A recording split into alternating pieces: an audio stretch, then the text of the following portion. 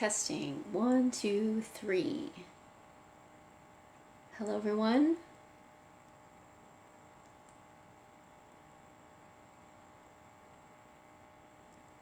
Just making sure you can hear me and see me okay.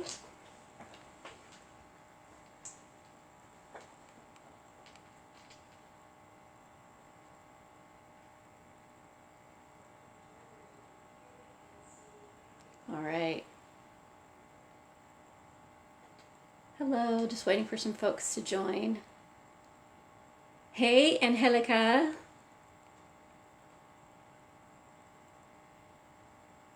Hola. Move over, okay, move over a little in the middle. Okay, is that better? Awesome. Thanks for joining. Good to see you virtually. So I am Francie Soito, for those of you that haven't met me before. Thank you so much for joining my 15th anniversary celebration on August 1st, 2009. I threw caution to the wind and opened up my Reiki energy healing practice. Kind of went against my nature. It wasn't a very practical move. It wasn't a very logical move at the time. But it's been nothing but blessings and miracles every day since. Just waiting for more folks to join. Thank you. Yeah, I can't believe it's been 15 years. It's just flown by. 4 offices. Several staff members have come in to help me along the way. Thousands of sessions. I think I'm over 2,000 clients at this point. I've taught, I think, 500 classes. I've traveled all around the world working on cases, so it's been quite the journey the last 15 years. All right, seeing if there's any other comments or questions. I'm checking a couple screens here to make sure I don't miss anything. Thank you, Angelica. Appreciate it. Yeah, it's been quite a magical journey. I started out doing data scientist market research work for high-tech companies, and I did that for nearly 20 years. Very science-focused, very data-driven focused. And so this was the furthest thing from my reality that I could think of at the time. And it wasn't until a very fateful day in Sedona, Arizona, May of 2007, when I received a message from my mom, who had been on the other side. She'd passed in 2003. She came through a medium by the name of Doreen Virtue and told me I was supposed to do healing work, and I was supposed to work with animals, and I was supposed to work with children. And I thought that was the craziest thing I'd ever heard of, but the evidence that came through, I couldn't deny. Doreen had brought up stuff from my mom that she couldn't have known. She brought up my dog that we grew up with by first name. She described my mom perfectly, so I knew she made a connection with my mom, but I chose to ignore the healing part of the message. And it wasn't until, I'd say 2 years later, where I kind of revisited that fateful day in Sedona and saw, what about this healing stuff? At the time, I was in a really bad state, physically, mentally, spiritually. I was at a job that was really stressful. I was sick all the time. I had a very short fuse. My relationships were really suffering because I was just not happy with myself. And so I went back and looked at that reading I had in Sedona in 2007 and looked at the notes that my mom had given me and revisited those "you're supposed to be a healer" notes that she gave me. And so I looked up healing with animals, and the first book that came up was a book called Reiki for Animals. I'm like, oh, what's Reiki? I'd never heard of that before. So I ordered it, read the book cover to cover, and thought, wow, this is pretty cool. I like this Reiki thing. It's something that doesn't use my own energy. I don't have to be a perfect facilitator in order for it to work. I won't absorb other people's energy. And so I thought, I wonder if I'm supposed to take a class. And so again, went to Google and did a little Google search on Reiki classes in my area. And wouldn't you know it, there's a Reiki 1 and 2 class happening in less than 2 weeks, and so in my area. And so I signed up, took Reiki 1 and 2 in a weekend, and it was absolutely magical. And at that point, I wasn't ever thinking about opening up my own practice. That was still pretty far out there. But I just wanted to get some tools to help me with my day-to-day, to help me with, the struggles I faced at work, the stresses and my physical ailments and things. And for all of that, it was really successful. But what I learned from Reiki is once you receive that healing or insight, you kind of can see the world from a different perspective. And so instead of giving me the tools I needed to keep up with that toxic environment, Reiki showed me that it was time for me to go, that I was no longer compatible with that work environment. And so I took the Reiki 1 and 2 class in December of 2008. I gave notice of my job in February. My last day was April 1st, 2009, and then I opened my practice August 1st, 2009. Hey, Sandy. Hi, everyone. I can't see your names, but I can see folks watching, so thank you for participating and celebrating with me. If you've got questions, if you've got comments, if you've got stories you want to share, please, by all means, you're more than welcome. I'm just kind of sharing some of my history to date. And so, like most of us, I had to think about rent and how am I going to eat? And if I leave my high-tech career, how was I going to support my family doing this crazy woo-woo stuff called Reiki?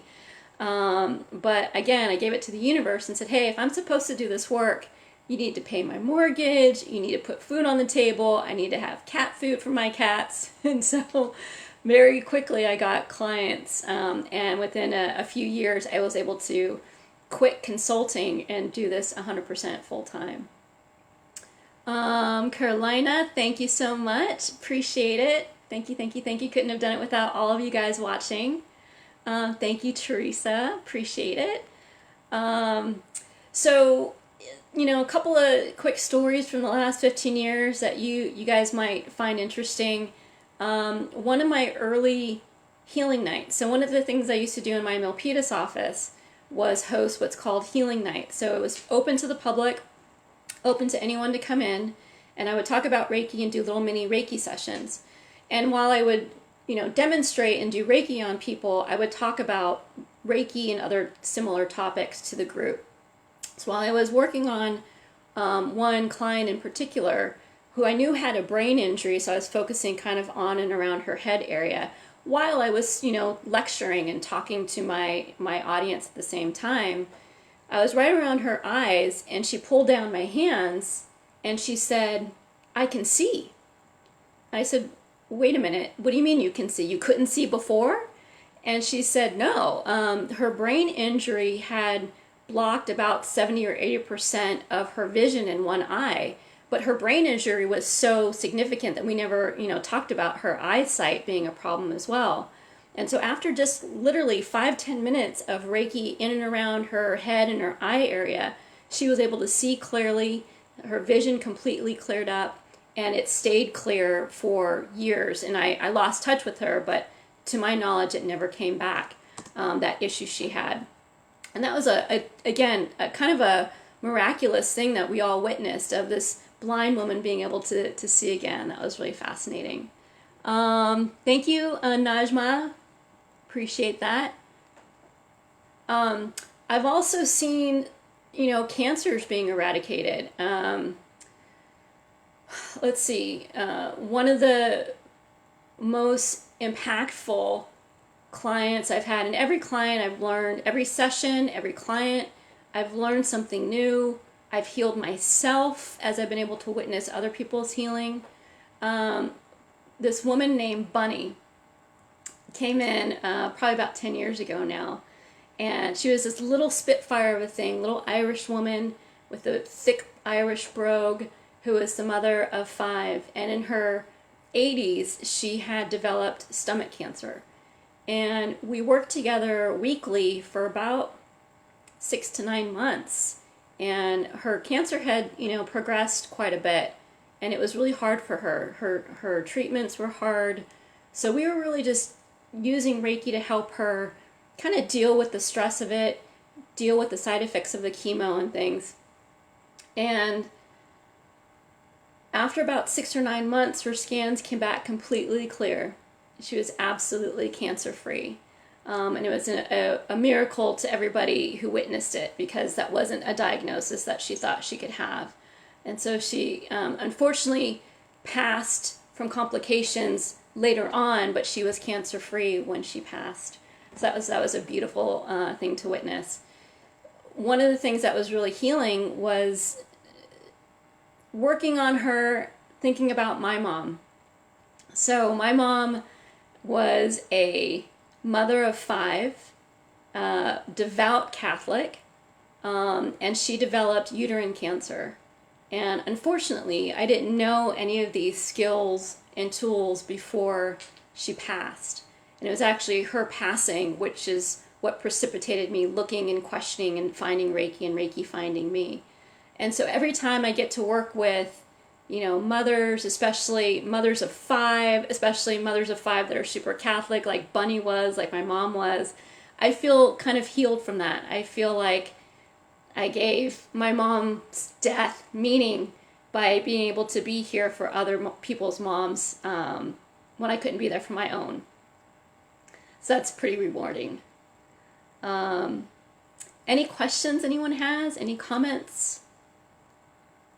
Hello everyone, thanks for showing up. I can't see your names, but I can see folks watching, so hello, hello, hello.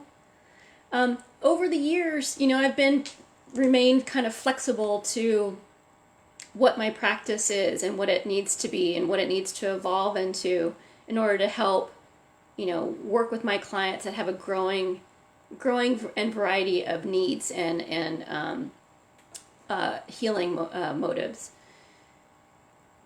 After about 7 or 8 years of doing Reiki, I would see spirits standing around the table and get a sense of people's ancestors showing up. And I never had that before. Like, okay, this is weird. This is kind of interesting. And so when I channel Reiki, when I get myself set up to do a Reiki session, my intention is to be an open channel for all my client needs. So help me see, hear, and feel whatever I need to help them on their path. So I can be a messenger of sorts. And it turned out that my clients who were suffering from grieving hearts really needed to hear from their loved ones on the other side. And so I kind of fell into doing mediumship, not because I was born with that skill or trained in that skill, but because that was a need that evolved with the clients that were coming to see me over time. And so I started training on that more specifically and going to schools and having mentors. Oh, hi Mom. My mom's showing up right now as a little hummingbird on the window. That's her sign for me that she's saying hello from heaven. Hi Mom. She just flew away. That's pretty cool. So I studied mediumship. She's still there. Hi.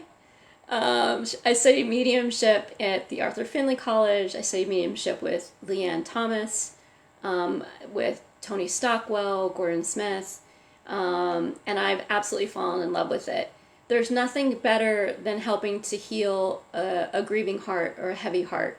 I've worked with some really difficult clients who've had very difficult passings of their loved ones, or their loved ones passing in mysterious ways, or tragic ways, or ways that left them with a lot more questions or heaviness, or words left unsaid. They didn't make it on time, and so they wanted to have some last words with their loved ones on the other side. And so over the years, I've been developing my mediumship skills more and more to hopefully, bridge that gap between this world and that world, so that my clients here on the earthly plane who are suffering, who need to hear from their loved ones, who need to have those answers, those questions answered, can get some. Person my mom met that was a stranger. Everyone was, hi everyone, good to see everybody. Good to see everybody. 15 years. So, at the present moment, 15 years in, I would say that I have learned so much. I don't even know how to summarize it. I've learned about myself, I've learned about the universe, I've learned about angels, I've learned about God, I've learned about the other realms, I've learned about spirit teams and ascended masters. I've learned about the transition from 3D to 5D. I'm still learning all of that stuff. But Reiki has helped open my eyes to the possibility of what's out there. I always say if you want to kind of dive into spirituality, Reiki is a good gateway drug into that. A lot of my students, now that I teach, a lot of my students, when they start with Reiki, it kind of opens them up to things like then numerology or astrology or being a psychic medium and all kinds of things. So if you ever want to kind of go in and kind of understand spirituality more, my advice would be to start with taking getting a Reiki session done, and then also taking a Reiki level 1 course. It really does open you up quite a bit. So looking forward to the next, let's say, 15 years, who knows, what the future holds. I do feel like helping people transition from the 3D to 5D is going to be a lot more prevalent, and it's going to take a lot of priority. I feel like some of the diseases that we've had are going to go away, and we might develop new and different ones. I feel like we're going to be better able to understand and address new things that come up, new ailments, new diseases as they arise. And we're going to have a quicker understanding of how to heal ourselves, and kind of tap into that inner power, that inner God, that inner light when we transition more into the 5D. So I'm really excited to see kind of spiritually how we grow in the next 15 years. I'm excited to see, some of the new challenges that we're going to face from a health perspective, spiritual perspective, mental and emotional perspective. I can say that in the beginning of my practice, a lot of my clients were suffering from normal day-to-day stresses. Some of them had pretty severe illnesses, like I mentioned, some of the cancer patients I got early on. Today, what I'm finding is a lot more folks looking at understanding themselves better. They're like spiritual seekers. They want to understand themselves. They want to understand their place in the world, their own spirituality, their connection to something higher. More and more I'm seeing people wake up, whereas before, a lot of us, myself included, kind of walk through life maybe a little asleep. And I'm not seeing that anymore. I'm seeing people not only awake, but questing and questioning and yearning to understand themselves more. And that's really exciting. So I can't wait to see what kind of new client challenges are going to come up and I'm going to face in the next 15 years. Sandy asks, hi Francie, are there any signs that we are in the 5D? Yeah, there are already quite a few signs about being in the 5D. So if you are feeling more and more sensitive to negative energy, toxic energy, where you cannot take it, you have to turn off the news, there's a lot of food you can't handle anymore, things like anything from a cow, alcohol, sugar, caffeine, that's a sign that your body's moving into higher frequency. More desire to be alone, more desire to be in nature, more desire to be in the sun is also a sign of that. More desire to be closer to the ocean and large bodies of water, because the ocean herself is already transitioned to the 5D. So if you're like, man, I got to get to the beach today, it's usually a sign that you crave being around higher frequency. Some things you can do to help aid that transition. So one, on my website, I've got a transitioning into the 5D workshop that you can take if you want to learn more. I've also got some recorded angelic messages that I've channeled if you want to hear more about what the angels have to say about the 5D. But some things you can do is, again, just kind of take a journal and write down, if you're having a bad day, who were you around, what were you around, what did you intake, and maybe start eliminating those things that were maybe negative or toxic from your environment going forward, if you can. Also, drinking more alkaline water, I'm heard, is going to be helpful. Being around more and more crystals and letting them speak to you is part of the 5D as well. So you'll know too when things are a lot lighter. You've got like a tangible warmth in your heart, where you have a larger and wider breadth of compassion for others. You don't see others as necessarily judging others, but you've got compassion for them. Sometimes people will see and sense Jesus as well, because he's a sponsor of the 5D, not in a religious sense, but in a compassion frequency sense. And so if any of that sounds familiar, then you, my friends, are on the path to the 5D. So I hope that answers your question, Sandy. And Helika asked, have you ever had a client that was too difficult or sick to help? Yes, I have. Too sick, no. Too difficult, yes. So the one thing that I really appreciate about Reiki and the type of modalities that I employ is that nothing will ever trump the person's free will. So if sometimes we need to learn through pain, sometimes we need to learn a lesson through disease. And so if we haven't learned that lesson yet, then the Reiki isn't going to have any effect, right? Or if it does, it's going to be a very temporary Band-Aid type solution until we address the original root cause of that. There's been a couple of clients who, I'll give you an example. Early on when I was doing Reiki, I had a client come in who had debilitating carpal tunnel. So bad that she was on disability from work, and she couldn't write her name, she couldn't carry a gallon of milk, she couldn't drive. It was that debilitating for her. After her first session, her Reiki session, she was amazed. Like her pain went away. She, wrote a check to pay me, which, back in the day we used to write checks. And she was kind of shocked. She's like, I haven't been able to do that in months. And I'm like, great, okay, wonderful. Reiki's healed you. Fantastic. Woo, woo, woo, celebrate. 3 or 4 months went down the road, and her pain started to slowly, gradually come back again. She'd come back in for another session, same result. She'd feel fine, great, healed, wonderful. She'd go back home. Now it was only a couple months. She'd come back in for a session, and she'd feel great, but then now it only lasted like a month or a couple of weeks.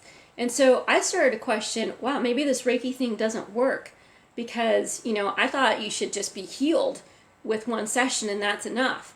But apparently there was something else going on. And so the last session I had with her, I was tuning in and asking, like my guides, what do we need to do to help heal this woman? What am I missing? What's going on? Please talk to me.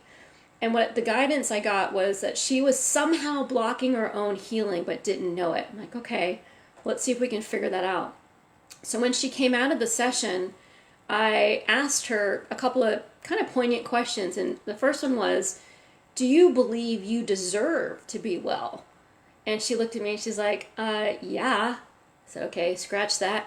I said, do you feel like you are any way contributing to your own ailment? And she's like, you're crazy. No, I would never ask this on my worst enemy. Absolutely not. I'm like, all right, strike 3. So I'm asking my guides the whole time. I'm like having a little, conversation, like, help me. I don't know what to do. And so finally, out of my mouth comes, if you were completely healed tomorrow, how would your life change? And she stopped and she thought about it. And she said, I would have to go back to a job that I hate. And it was a light bulb moment for me, not for her. Even though those are the words that came out of her own mouth, she still refused to believe that she could do it. There's anything mentally, emotionally, physically that she was doing that was contributing to her ailment. She came to see me maybe one more time, and then that was it. And so that to me was a big, significant lesson in, Reiki can only do so much. The person who is suffering from the ailment or the dis-ease needs to address and understand the root cause and change their lifestyle, change their attitude, change their behavior. Otherwise, that pain, that shoulder pain, that locked back, that digestive problem, that's going to continue until the root cause is addressed. So I hope that answered your question. You're welcome, Sandy. Yeah, pretty crazy, huh, Angelica? Yeah, there's a lot. I've got a lot of stories like that. Another really neat thing I mentioned in my classes is the story of Shaka, which was a horse in Hawaii. I was in my office, minding my own business, when I get a call from this man in Hawaii who just found me online. And he said he's got a horse named Shaka who was suffering from a cancer growth on the back of his left leg. And it was getting to the point where every 6 to 8 months, the vet would have to come over and knock the horse out to scrape it off. And it was becoming really challenging for the owner and for the horse. It wasn't safe to keep anesthetizing the horse in that manner. He tried every salve, he tried every treatment, he tried everything that he could, both holistic treatments as well as traditional medicine, veterinary medicine, and every single time the growth would come back. And so he asked me, do I think Reiki would help? I said, I don't know, we can try. And so I started to send remote Reiki to Shaka, and I had her picture, in my office, and I was tuning into her energy. And I kept getting this feeling of like being anxious and feeling like left behind, feeling abandoned, and I couldn't quite put my finger on it, but those were the prevalent feelings I was getting when I was tuning into her energy. And so when I got on the call with with Shaka's owner, he said that about 2 years prior to the tumor showing up, Shaka was in a stable with other horses. Since then, the owner had a larger property, and so he was able to have Shaka live with him on his property. But get this, there weren't any other horses on the property. And so I asked him again, which leg was it again that had the growth? He said the left hind leg. And I stopped for a second. I'm like, she's feeling left behind. It was the left hind leg where the tumor was showing up, and she's feeling left behind. And so we did a couple more series of Reiki sessions, and I instructed the owner to, if he could get another horse, if that was feasible, to give her a horse buddy, but also to talk to her about the horses she left behind are okay. She wasn't left behind. She wasn't abandoned. She's going to get another horse buddy. And I said, if you can take her to go visit the other horses, that would really help her as well. And so he followed all of my instructions. And after, a few weeks, the growth didn't come back. And after about a year or two, the growth still hadn't come back. So she went for her longest period without the tumor coming back, all because of his insight into what was the root cause of that cancer growth. And I use that story not to just share kind of that incredible kind of synchronicity, but also to stress the point. Like when we have an ailment or a dis-ease in the body, where it is in the body and how it presents itself is an exact metaphor for what's going on. After that, she developed uterine cancer, which is cancer of the womb. Her kind of identity was lost, and so it started to eat away at her. I've got countless stories like that of kind of the mind-body connection and how, again, how your disease or illness represents itself as a direct... There we are. There again. Mentally and physically. Sorry if I lost you there for a second. So I hope that answers some questions. I hope it gives you some insight into how this all works. Again, I feel like in the 5D, Sandy, I feel like that might change a little bit, like how we identify mind-body connection might be quicker. There might be some more of a streamline. It might not be so difficult for us to understand stuff. Maybe, like traditionally it's taken 2 years for some mental or emotional trauma to manifest itself physically. I feel like with 5D things are shorter. I feel like manifestation shorter, disease and stuff and illness is shorter to kind of represent it or present itself in the body. So I'm curious to see if that pattern continues in the 5D or if it... All right. My internet is a little wonky. Apologize. I apologize for that. So again, what I was mentioning is I'm really excited to work more in the psychic detective realm, helping with cold cases, helping with, mysterious deaths or missing person cases. I find that to be really rewarding. And for those of you that don't know, I'm a huge Batman fan. So I love, Batman as the detective, crime fighter. And so if I can be like Batman, like my little, childhood heart will sing. So being, able to work as a psychic in cold cases gives me a little flavor of what Batman goes through. So that's been really cool to explore a little bit more. I was just in Australia working on the Beaumont children case, the disappearance that kind of rocked Australia in the late 1960s, and worked on. You can read about that on my blog on franciesoito.com. And I'm going to be traveling next week to work on another psychic detective case, this time in Canada, with a handful of other psychic detectives. So we're all going to work as a team on a case together. Can't say anything more about it other than that.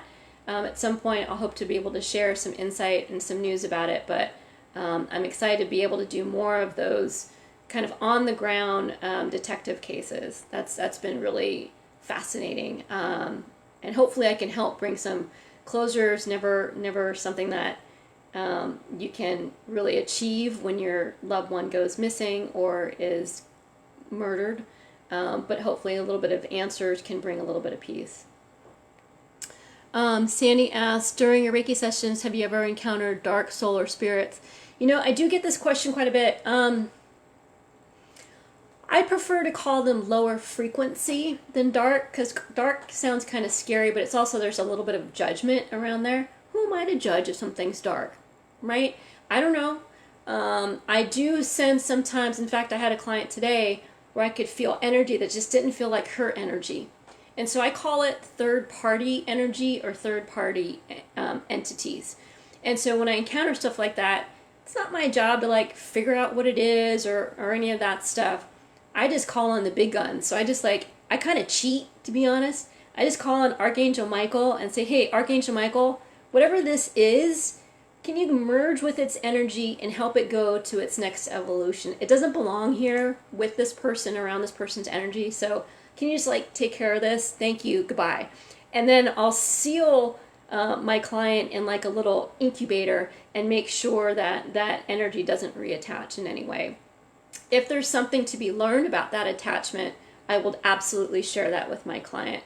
So, sometimes energy or entities attach to us because we've got a little window or an energetic match to that being for whatever reason. So, for example, if we struggle with addictions, if we struggle with a lot of fear-based thinking, that can really lower our frequency. And when we lower our frequency, that means that we're going to attract other things that are a lower frequency. So when we're at a low point, when we're suffering, when we're depressed, when we are out of sorts, that can make us a bit of a beacon to things out there that have a similar low frequency. And that can weigh us down and make us maybe not think straight, maybe not act straight, or not act according to our own inner being. And so I'll work quite a bit with the angels to help remove that and to try to understand why my client was an energetic match to whatever that was in the first place, so they can make sure they don't reattach. I hope that answers your question. Any other questions or comments? And Sandy has been one of my early clients and students for, if not the full 15 years, at least probably the last 10, I'd say. And then one of the other many blessings and miracles of doing this work is seeing how people progress over time. And Sandy's definitely one of them.